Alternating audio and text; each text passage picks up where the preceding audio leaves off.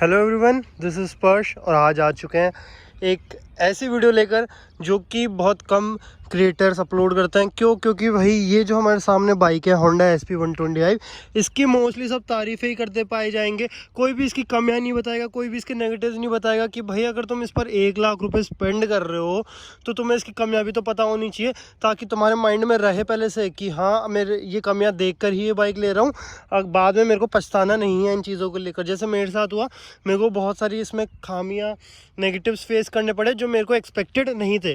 तो आज की वीडियो में मैं ये बताने वाला हूँ कि इस SP125 में क्या क्या कमियां हैं, जो कि अगर आप में से कोई भी इस बाइक को लेने जा रहा है तो इन चीज़ों को दिमाग में रखिएगा। अगर आपको इनमें से कोई भी एक्सेप्टेबल नहीं है तो आप कोई और दूसरी बाइक देख लीजिए, जैसे TVS की रेडर 125 है, वो इससे एक बेटर ऑप्शन रहेगा। तो सबसे पहले इसकी फर्स्ट कमी की बात करते हैं, जो कि यहाँ पे सामने आ जाती है, इसकी ब्रेकिंग। इसमें 2 वेरिएंट्स आते हैं, एक ड्रम और एक डिस्क। मेरे पास ड्रम है तो बेसिकली मैं इस ड्रम वेरिएंट की बात कर रहा हूँ, जो 5000 लेस कॉस्ट करता है डिस्क वाले वेरिएंट से। तो स्पेशली वाली जो कमी है ड्रम ब्रेक वाले वेरिएंट के लिए ही है। कोई भी अगर डिस्क ब्रेक वाला देख रहा हो तो प्लीज़ कमेंट सेक्शन में गालियाँ ना लिखें। तो जो सबसे पहले कमी है वो है इसकी ड्रम ब्रेक की। इसकी ब्रेकिंग बहुत ज़्यादा घटिया है। एज़ यू नो कि इसका जो इंजन है वो काफ़ी ज़्यादा पावरफुल है। अब पावरफुल है, स्पीड काफ़ी अच्छी प्रोवाइड कर देता है, बट जब ब्रेकिंग की बात आती है तो ब्रेकिंग एकदम ख़त्म है। अगर गाड़ी 60-70 की स्पीड पर है, 60 to 70 की स्पीड पर है, और अगर सडनली सामने आपके कोई एनिमल आ जाता है, कोई कार आ जाती है, कोई व्हीकल आ जाता है, तो ये बाइक नहीं रुकेगी, ये उसे चीरते हुए ही 2 टुकड़ों में करके निकल जाएगी। तो सबसे पहली कमी तो हो गई इसकी ब्रेकिंग। उसके बाद जो सेकंड कमी आती है वो आती है भाई इसके पीछे की साइड। अब ये जो कमी है ना, ये तो इससे तो हर बंदा जो SP125 ले रखा है वो झूंझता है भाई। अगर आप इसे ऐसे देखोगे ना, बाइक एकदम बल्की लगती है, एकदम स्पोर्टी लुक प्रोवाइड करती है, लेकिन जब बात आती है पीछे से तो ये देखो क्या है भाई। ये भाई क्या है ये, इससे मोटा टायर तो भाई जो हीरो वाले हैं वो दे देते हैं 110-125 सीसी की बाइक्स में। क्या क्या कर रहे हो होंडा वालों, इतना पतला टायर दे दिया। ये ना तो ग्रिप बनाता है हाईवे पे, ना कुछ करता है। कोई बंदा इस पे ब्रेक मारे तो ब्रेक लगता नहीं है। मेरे को तो कुछ सेंस समझ में नहीं आया। ऊपर से होंडा वालों ने तो मेरे साथ और चोट ही करी है। मुझे मैक्सिस के टायर दिए हैं जो 1 नंबर की घटिया कंपनी के टायर है। मैं तो बिल्कुल भी सेटिस्फाइड नहीं हूँ। इसके बाद जो दूसरी दिक्कत आती है वो आती है, अब आप एज यू नो कि इसमें बहुत ज़्यादा फाइबर यूज़ किया है। ये फाइबर इवन इंजन पर भी फाइबर यूज़ किया है, ये देखो। तो इसमें जैसे कि बहुत ज़्यादा फाइबर यूज़ किया हुआ है, तो इसमें एक दिक्कत ये भी आती है कि जैसे ये डिग होल्स पॉट्स में जाती है, गड्ढों में जाती है, तो इसमें से आवाज़ आती है काफ़ी ज़्यादा। पहले इसमें यहाँ की आवाज़ आती थी जब ये ऊपर नीचे होता था, बट रिसेंटली मैंने इसकी सर्विस करवाई थी, जिसकी वीडियो मैंने चैनल पे अपलोड करी थी, लास्ट वीडियो ही थी वो। तो उसमें तो मैंने इस वाले को तो फिक्स करवा लिया। ये ऊपर नीचे हो गया था, यहाँ का एक पुश लॉक आता है जो ख़राब हो गया था। बट एक ऐसी मिस्टेक जो ईज़िली, एक ऐसी दिक्कत जो ईज़िली सॉल्व और क्योर नहीं हो सकती, वो होती है यहाँ से।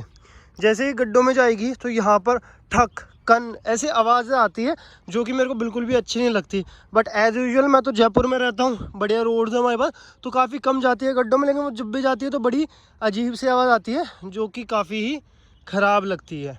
उसके बाद जो इसकी तीसरी कमी आती है वो आती है भाई यहाँ पर। ये दिखने में तो बढ़िया है, हेडलैम्प एक नंबर है, LED लाइट दे दी, शोशाबाजी करने के लिए फुल है, लेकिन जब प्रैक्टिकलिटी आती है ना भाई, तो ये हेडलैम्प किसी काम का नहीं है। अभी यहाँ पर तो उजाला है, सुबह का टाइम है, अगर अभी रात होती ना तो ये हेडलैम्प 0% भाई, मेरे को पता ही नहीं चलता कि सामने लाइट पड़ रही है नहीं पड़ रही। थोड़ा बहुत दिखता है, लेकिन इतनी भी अच्छी विजिबिलिटी प्रोवाइड नहीं करता। ऐसे मान लो अगर स्ट्रीट लाइट्स ना हो ना, जो खंबे लगे हुए रहते हैं लाइट्स वाले, वो ना हो ना, तो ये हेडलैम्प बहुत ही कम विजिबिलिटी प्रोवाइड करता है, बहुत ही कम। इतनी कम कि अगर तुम बगल में स्प्लेंडर ला के खड़ी कर दो ना इसके, तो इसका तो भाई अता पता ही नहीं है। तो मैं ऐसे कहना चाहूँगा कि अगर भाई आप शोशाबाजी के लिए LED हेडलैम्प देख रहे हो तब तो ये बेस्ट है, बट प्रैक्टिकल नहीं है इतना। ये ठीक ठाक प्रोवाइड करता है विजिबिलिटी विजन, बट इतना भी कुछ खास नहीं है, ठीक ठाक है। बढ़ते हैं चौथे नेगेटिव की तरफ। फोर्थ नेगेटिव वो है इसके मीटर के रिलेटेड। अब देखो भाई, आपको यहाँ पे एवरेज दिख रहा है 58.4 है, ठीक है। ये तो अभी क्या है, मैं प्यार से चला के लाया हूँ, और अभी कितना मैंने इसे ट्रिप ए में बहुत कम चलाया है अभी। तो ये देखो 4.4 किलोमीटर चलाया है, इसलिए दिखा रहा है। बट मैं एक इमेज शेयर करूंगा आप लोगों के साथ। मैंने इस बाइक को एकदम प्यार से लगे 99 का माइलेज, 99.9 का माइलेज निकाल लिया भाई, पॉसिबल ही नहीं है। तो ये एक चीज़ है कि भाई आप अगर इसको 60 की कांस्टेंट स्पीड पर चलाओगे ना तो इसमें 99.9 का माइलेज दिखाएगा, जो कि किसी भी तरीके से प्रैक्टिकल नहीं है, पॉसिबल नहीं है भाई। 125 सीसी की बाइक है, 10-15 सीसी की बाइक थोड़ी है जो 99.99 माइलेज की निकाल देगी। तो ये हो गया चौथा नेगेटिव। हाँ, तो लास्ट और फाइनल फिफ्थ नेगेटिव की बात करते हैं, जो कि मुझे नहीं पता कोई SP125 का ओनर इसको फेस कर रहा है नहीं कर रहा। अगर कर रहा हो तो प्लीज़ कमेंट सेक्शन में बताना भाई, मैं अकेला ही तो इससे परेशान नहीं हूँ कहीं। तो the fifth negative and the most irritating annoying negative of this bike is इसका बैटरी इशू। इसमें लगी हुई है एक साइड की बैटरी। अब ये देखना भाई, ये मैं बैठा हुआ हूँ, ये रहा सेल्फ, ये देखो क्या है भाई, क्या है ये। अभी तो ये स्टार्ट ही नहीं हो रही। क्या मतलब चाहते क्या हैं भाई एक होंडा वाले, ये देखो बाइक स्टार्ट ही नहीं हो रही। सुनना, और मीटर की हालत देखो, यहाँ पे देखो सेल्फ दूंगा, मीटर गायब, मीटर गायब भाई, मीटर गायब। अब बताओ एक बंदा जो 1 लाख रुपये स्पेंड कर रहा है अपनी बाइक लेने में, एक नई बाइक लेने में, वो ये सब एक्सपेक्ट करेगा उस। अब ये तो चलो अभी के लिए हो गया, और ये होता ही रहता है मेरे साथ। तो मान लो मैं ट्रैफिक में हूँ, रेड लाइट पर हूँ, अचानक से ये सीन हो जाए, वहाँ पे किक मारूँ इस बाइक में हैं? Honda, like you are serious? इस बाइक को 1 लाख रुपए देकर भी मैं इसमें किक मारूं, वहाँ पर जब पीछे गाड़ियाँ ही गाड़ियाँ लाइन से लगी हुई रहेगी, वो हॉर्न बजाया जाएगी, मेरे पे स्ट्रेस पड़ेगा मेंटली।